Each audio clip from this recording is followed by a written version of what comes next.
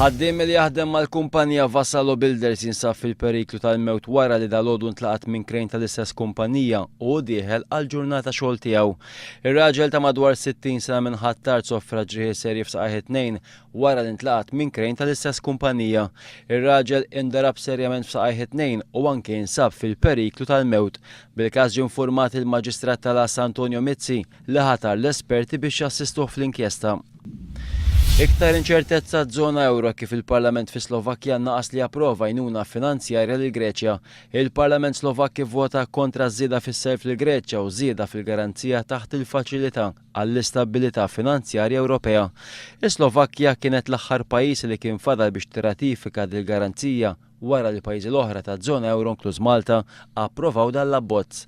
L-imma abbozz mhux se jkun jista' jgħaddi jekk ma jkunx hemm unanimità min-naħa ta' 17 il-pajjiż fiż-żona euro.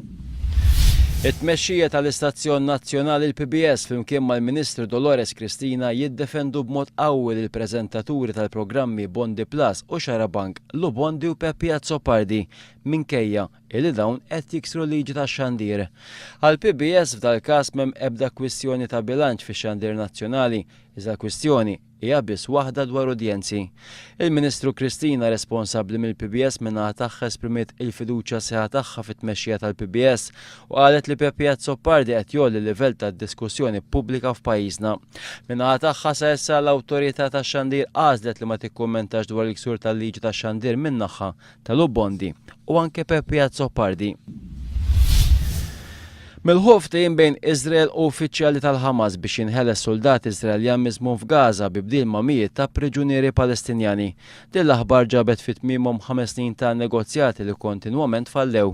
Permezz ta' dan il-ftehim is-soldat Iżraeljan Gilad Shalit se jkun jista' jirritorna lura d-dar wara li kien inħataf mis-soldati Palestinjani waqt rejd f'Gaza fl-2006. Il-Prim Ministru Iżraeljan Benjamin Netanyahu se jaħlaq urġenti tal-Kabinett biex dal-ftehim seta' jiġi approvat. Permezz tal-ftehim, Iżrael ser teħles mal-1000 priġunier Palestinjan.